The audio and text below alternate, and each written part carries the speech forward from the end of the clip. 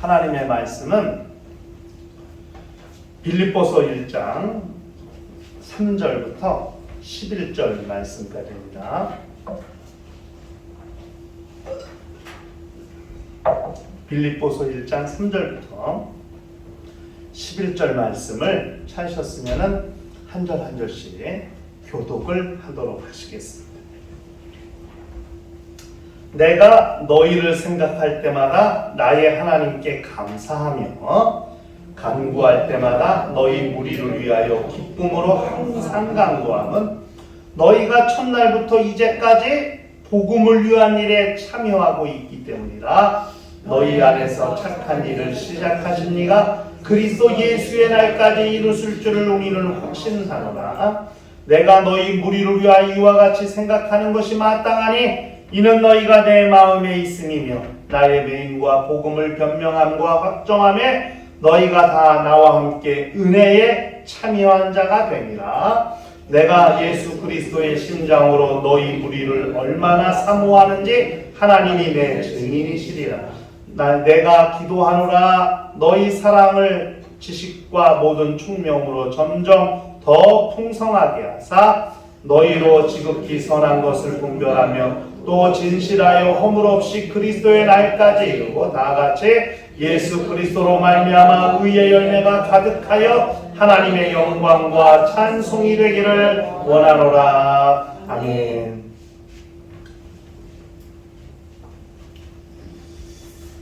송구영신 예배를 준비하면서 설교를 준비하면서 빌립보서 1장 3절부터 11절을 읽고 마음에 감동이 온 게 뭐냐면 우리 신앙생활은 처음과 나중이 일치되게 해야 된다는 겁니다. 예수 그리스도를 믿었을 때, 믿기 시작했을 때의 그 뜨거운 믿음, 그 하나님을 사랑하는 그 마음, 그 사랑의 믿음, 그 믿음이 자기의 일생을 마감할 때, 주님 오시는 그날에 주님 앞에 설 때 그 믿음이 유지되고 그때의 믿음과 일치되어야 그것이 진정한 믿음이라는 생각이 듭니다. 믿음의 일치. 믿음의 일치. 그것이 우리 신앙인들이 추구하는 영적 생활의 아주 중요한 목표입니다. 그렇기 때문에 그 믿음을 잃어버리지 않으려고 그렇게 기도하고 성경 읽고 봉사하면서 그 믿음을 유지하려고 하는 거거든요. 그렇지 않으면 뒤로 물러가서 침륜에 빠지는 자가 될 수도 있고 히브리서에 말씀하신 것처럼 믿음이 식어져서 첫사랑이 식어져서 어느덧 주일 성수하는 것조차도 버겁고 주일 예배 드리는 것조차도 귀찮아지는 그런 믿음이 되지 않기 위해서 우리의 믿음을 정말 그렇게 유지하려고 사실 몸부림치는 거거든요. 이렇게 예수 믿을 때 가지고 소유했던 뜨거운 믿음을 유지함에 있어서 우리가 가장 경계해야 될 것이 뭐냐? 신앙생활 중에 변질입니다. 변질. 신앙의 변질, 믿음의 변질. 여러분, 갈라디아서 성경으로 시작했다가 율법으로 마치더라고요. 갈라디아서에 그 밖에 변한 거거든요. 여러분, 음식도 변하면 버린 거, 상한 거예요. 버려야 돼요. 그렇죠. 믿음이 변질되는 것을 우리가 가장 경계. 원수가 하는 일이 그거예요. 믿음을 없애려고 하는 게 아니라, 믿음을 빼앗으려고 하는 게 아니라 믿음을 변질시키려고 합니다.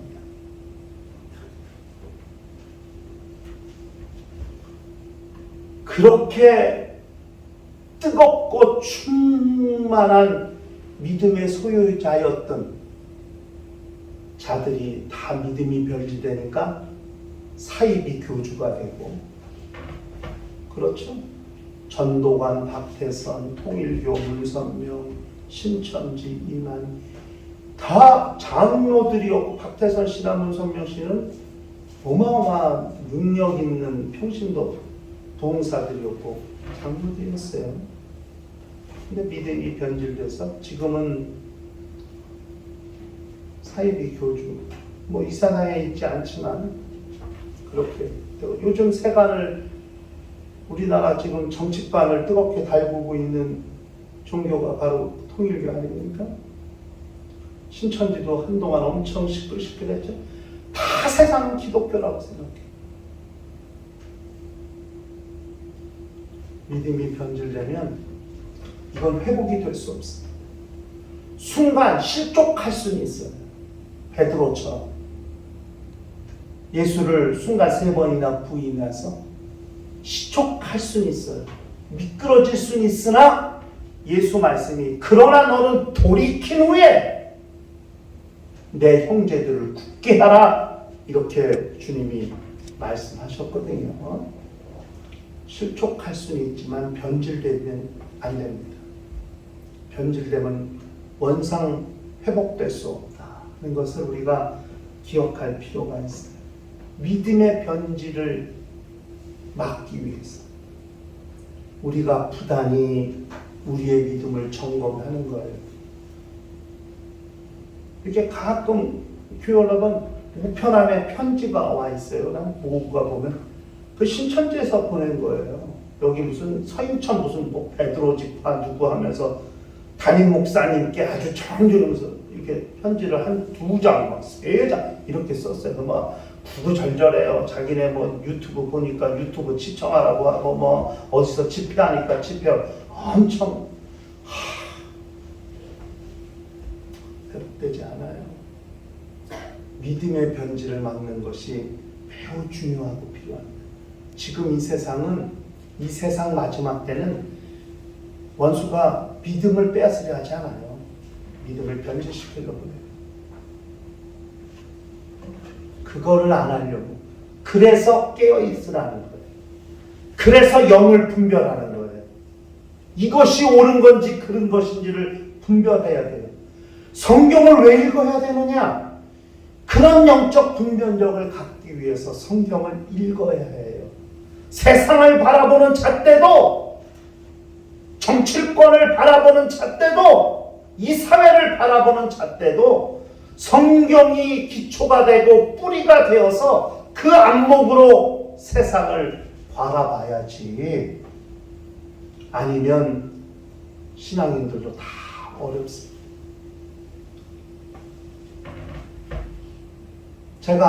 제가 굉장히 안타까운 것은 제가 기도할 때마다 신앙 양심이 있는 사람들이 일하는 나라가 되게 해달라고, 신앙 양심이 하나님의 양심 그 가진, 왜냐하면 우리나라 크리스찬들이 많이 있으니까, 기독교인들이 많이 있으니까 사회 도처에 기독교인들이 들어가 있잖아요. 국회에도 공무원 사회에도 기업체에도 어디든 간에 예수 믿는 사람들이 다 있다 이 말이에요. 그래서 그들의 신앙 양심이 살아있어서 곳곳에서 빛과 소금의 역할을 감당한다면 이 세상의 어둠이 어디 역사할 수 있겠어요. 그런데 안타까운 것은 기독교인들의 그런 신앙 양심도 이젠 희미해지는 것 같고 분별력도 사라지는 것 같고 따지지도 말고 묻지도 말고 그저 맹목적으로 그렇게 이데올로기에 휩쓸리고 그런 모습들을 보면서 네, 맞습니다. 성경적으로 깨어있고 살아있어야 우리의 믿음을 지킬 수 있습니다.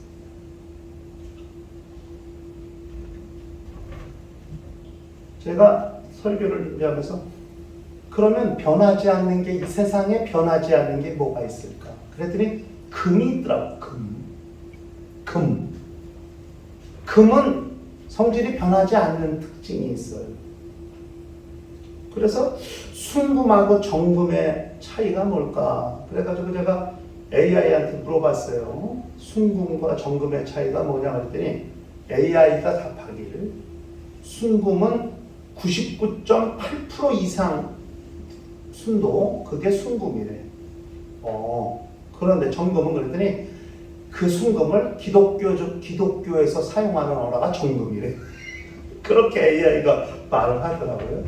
그래서 그건 아닌 것 같은데, 왜냐면 성경을 순금 치니까 순금이라는 성경 구절 엄청 나와. 성경에. 정금은 6개인가 7개밖에 안 나와, 오히려.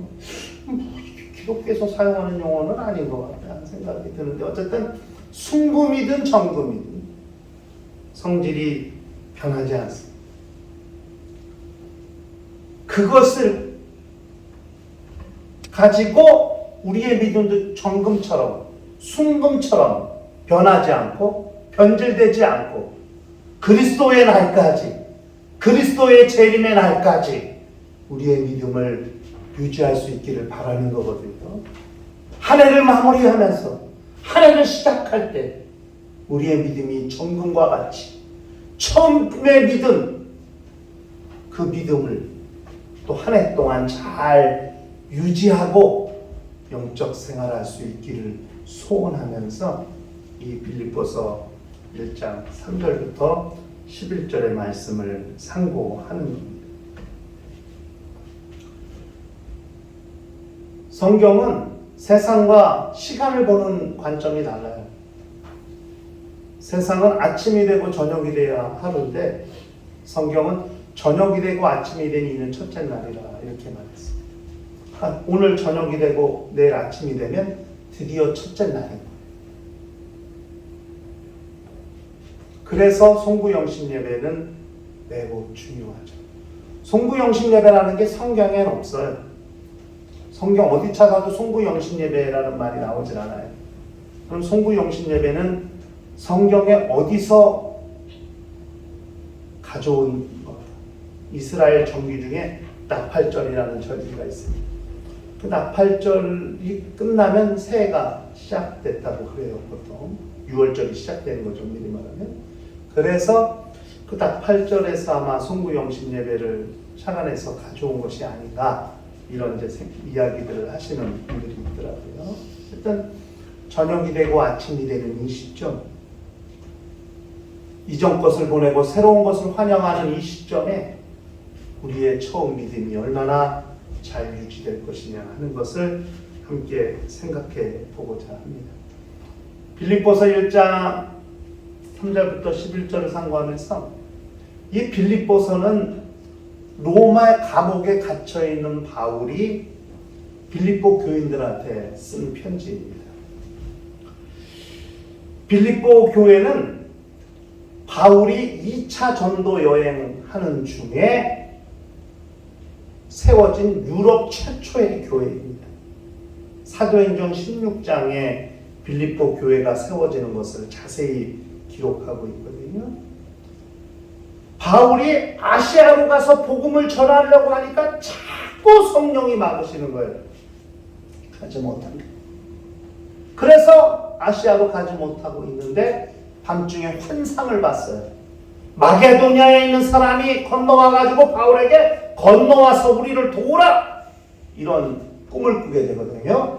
그래서 바울이 배를 타고 아시아에서 그리스, 지금 빌립보로 건너간 거예요.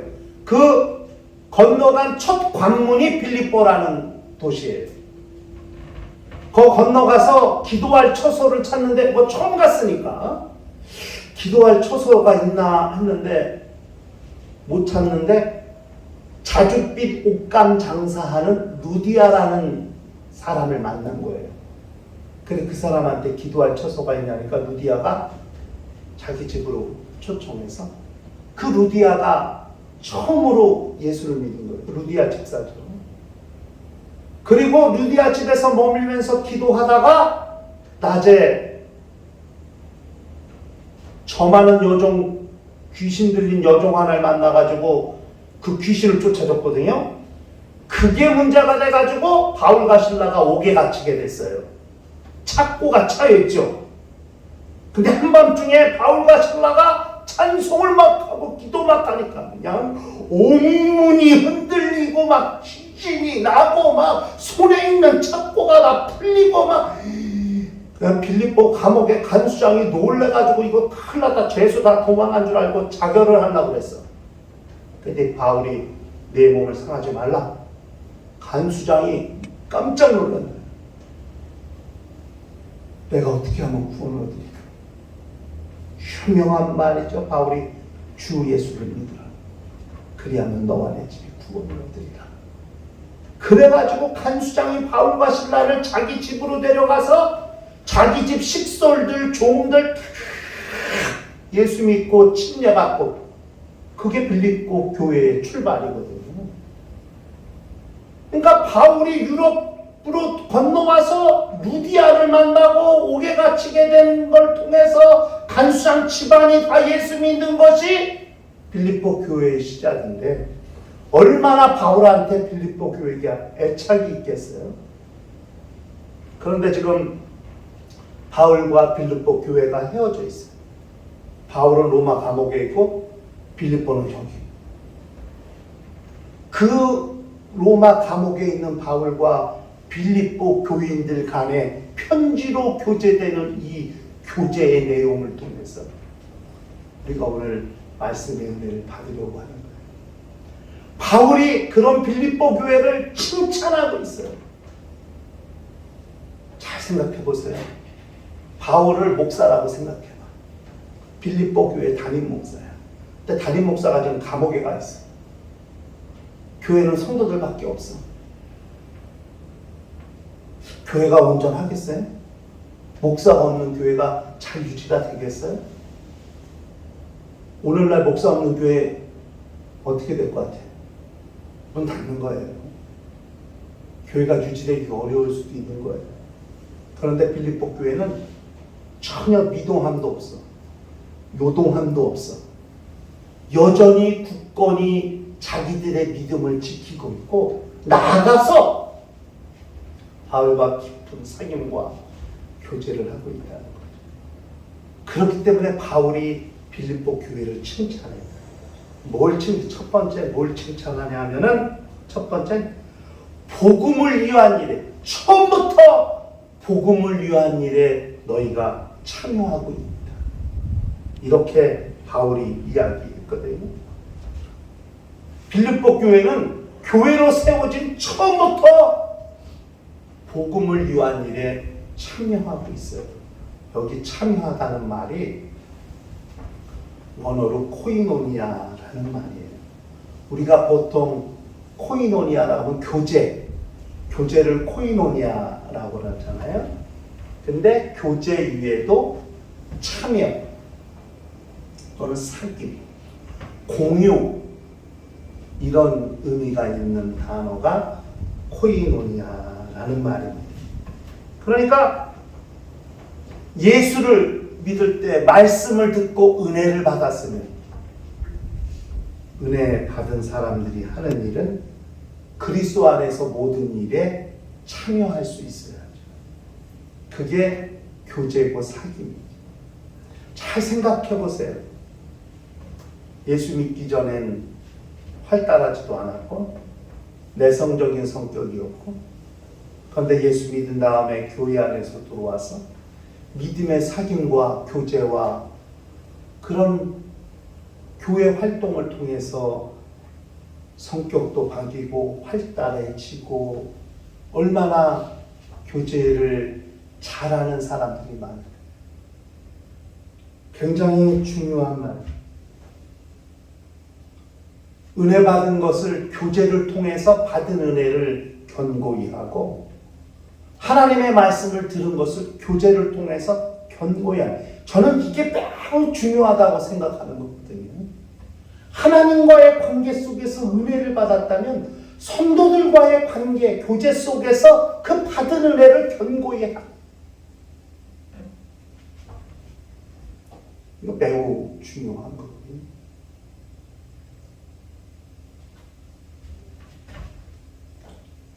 은혜와 교제.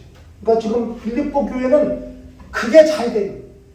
처음에 바울을 통해서 받은 은혜를 교제라는 것을 통해서 지금까지 계속 처음부터 그렇게 하나님의 복음에 참여하고 동참하는 믿음을 소유하고 있다는 것. 참여하고 있어요. 동참하고 있어요. 교제하고 있어요. 사귀고 있어요. 누구와? 그 수천리 떨어진 로마 감옥에 있는 바울과. 어떻게? 에바브라기도라는 사람을 통해서 바울의 생활비를 보내. 쉽게 말하면 감옥에 있는 사람에게 영치금 넣듯이.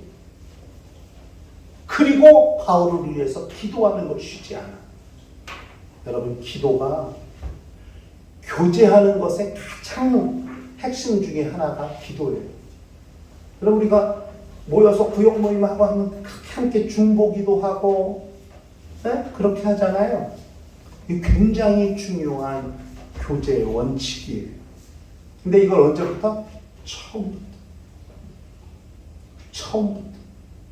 그렇게 그것을 유지하고 있다. 이것이 바울이 빌립보 교회를 칭찬하는 첫 번째 내용입니다. 두 번째, 바울이 빌립보 교회를 칭찬하는 것은 너희가 은혜에 참여하고 있기 때문에. 여기에 참여라는 말은 쉰코이노노스, 다 코이노니아라는 말의 어간이 같아요. 이거는 이제는 교제하는 차원을 넘어서 동업자예요. 공동 참여, 동업하는 거예요. 더 깊어진 거예요. 교제라는 관계도 이젠 아예 동업을 해요. 은혜 받은 일에 그렇게 함께 하고 있다는 거예요. 복음 안에서 말씀으로 교제하는 자들은 복음을 위한 일에 동업자들. 이미 빌립보 교회는 몸은 수천리 떨어져 있어도 은혜 받는 일에 바울과 동업을 하고 있는 것. 이게 진정한 교회의 모습이라는 거예요. 바울이 너무 기특한 거예요. 목사가 없는데 저들이 저렇게 처음 사랑을 지키고 유지하면서 믿음의 교제를 계속 이어갈 뿐 아니라 은혜를 위한, 은혜 받는 일에 자신과 동업자가 되어 그렇게 함께 하고 있다는 것. 이것이 너무 훌륭한 거죠. 목사가 부재한 상황에서, 교인들만 덩그러니 남겨진 상황에서 흩어지지 아니하고 갈등하지 아니하고 반목하지 아니하고 불과 교인이 수백 명, 수천 명이 아니에요. 이 당시 교회는 가정교회 형식이거든요. 소수의 인원이라도 그렇게 함께 믿음으로 동역하고 연합하면서 은혜 받은 일에 참여하고 있다. 싱코이노노스, 공동 동업자로서의 일을 감당하고 있다는 거죠. 교회 안에서 봉사하는 자들은 교회를 위한 동업자들입니다. 이미. 교회가 함께 하는 겁니다. 저는 우리 고준성 목사님이라고 계양구에서 목회하시는 분인데 되게 독특한 목회를 하세요. 이분은 낮밤이 바뀌어요. 그러니까 아침 6시, 7시쯤 자. 취침을. 그래서 나 2시쯤 일어나. 1시, 2시쯤. 그럼 3시쯤 아침을 먹어. 나 3시에 아침을 먹어. 그리고 저녁 6시쯤 점심을 먹고 11시, 12시 뭐 이때쯤 저녁을 먹는 거예요. 그리고 밤새. 이분은 어제 얘기하는데 자기는 설교 준비하는 게 너무 행복하대. 그 교회가 처음 지금 한 30년이 넘었으니까 매일 모여서 기도하고 매일 전도하고 매일 하여튼 매일 새신자가 3,000명이 왔다. 계산해 보니까 3,000명까지는 숫자를 세거든. 근데 자기가 너무 힘들게 돼.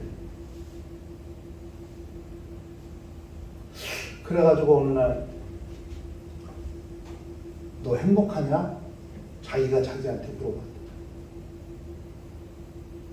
그래가지고 아니다. 그래서 내가 행복한 목회를 해야 되겠다고 해서 그 돌아오는 주일날 설교 첫 마디가 여러분 행복하십니까? 설교 처음이. 그러니까 교인들이 눈이 막 목사님 왜 저래 갑자기? 타락했나? 맨날 주먹 쥐고 3번 예수피 외치고 막 징그럽게 갑자기 여러분 행복하십니까? 이러니까 원래 목사 왜 저래? 우리 목사님 변했네? 근데 그 주부터 새신자가 딱 매주 나왔대. 새신자가 매주 3,000만 칸씩 아니셨대. 근데 딱 그 설교하고 나서 그 주부터 새신자가 딱 그리고 있는 사람들이 하나둘씩 나가기 시작. 지금은 몇 명이 남았는지 몰라. 근데 지금 20년, 10몇 년 동안 자기가 행복한 완전히 180도 바뀐 설교 준비하는 게 너무 힘들어. 그래 어제 아니 목사님 그런데 그렇게 바뀌었는데 교인들이 남아있는 교인들이 있잖아요. 그 양반들이 대단하네. 처음부터 지금까지 목사와 함께하는 교인들이 어렵대. 목사님 설교가 뭐 뇌과학 얘기하고 무의식 얘기하고 아니 어느 날 갑자기 이런 얘기를 해야 되니 이게 얼마나 교인들이 이게 뭔 얘기인가 하겠어요. 근데 교인들이 그러는데 목사님 설교 어려워요. 그럼 왜 안 나가? 안 나가요. 야, 그 목사님도 독특한데 교인들도 독특하구나 생각해. 어제 이제 처음부터 지금까지 복음에 참여할 뿐 아니라 은혜 받는 일에는 교제 수준을 넘어 이제 동업자 관계까지 오히려 더 끈끈해지고 오히려 더 깊은 사귐을 가지고 있는 빌립보 교인들을 향하여 바울이 감사하고 있는 겁니다. 내가 수천리 밖에서 너희들한테 못 가도 당신들이 이렇게 나를 위해 기도할 뿐 아니라 나를 위해 이렇게 구제헌금도 보내줄 뿐 아니라 내 편지 한 장을 받고 감사하고 감격하며 나를 위해 이렇게 열심히 기도하면서 목사와 성도의 관계가 더 끈끈해지고 이젠 교제하는 수준을 넘어 공동 참여자, 동역자와 같은 그런 수준까지 이루고 있다는 것에 바울이 감사하는 것. 이게 진정 교회의 모습이 아닙니까? 숫자만 많은 교회가 아니라 정말 교인과 교인 간, 목사와 성도들 간에 이런 정말 결코 헤어질 수 없고 결코 분리될 수 없는 머리 대신 그리스도와 몸된 교회의 관계같이 그렇게 서로가 은혜 받는 일에 동역하고 동업하고 연합하고 함께하고 있다는 것에 바울이 감사하고 2026년은 그런 교회의 모습을 추구했으면 좋겠다 그런 생각이 들어서 그렇게 본문을 찾게 되었습니다. 그리고 세 번째 바울이 이야기하기를 그렇게 바울이 그 빌립보 교회를 위해 기도하면서 하나님의 찬송과 영광이 되기를 원하노라 이렇게 칭찬하고 있는 거예요. 이게 얼마나 큰 영광입니까? 하나님의 찬송, 하나님의 영광이 되기를 빌립보 교회가. 바울에게 남다른 애착이 있고 특별한 교회죠. 왜? 유럽 최초로 세워진 교회이니까. 그런데 그 교인들 자체도 특별한 거예요. 얼마나 받은 은혜가 큰지, 느디아 딥사와 그 간수장의 가족부터 시작해서 얼마나 빌립보 교회의 초대 성도들의 믿음이 얼마나 훌륭한지 바울이 너무 감사하고 하나님의 찬송과 영광이 되기를 원한다. 그렇게 칭찬을 하고 있습니다. 은혜 받는 일에는 누구나 함께 연합하고 통역하고 구제하고 선교하는 일에는 마다하지 아니하고 협력하고 함께하고 봉사하는 일에는 거두절미하고 다 그렇게 믿음으로 행동하고 움직이며 주님의 몸된 교회를 세우는 그런 빌립보 교회 성도들의 모습은 2000년이 지난 오늘도 훨씬 오늘의 교회가 2000년 전 빌립보 교회보다 환경, 문화, 여건 모든 면에서 다 더 좋죠. 다 훌륭하죠. 좋은 시설, 좋은 건물, 수많은 성도들, 핍박도 없는 이런 상황에서 신앙생활하는데 왜 저들보다 은혜 받는 일에 연합하고 동역하고 동업하는 일이 저들보다 약할까?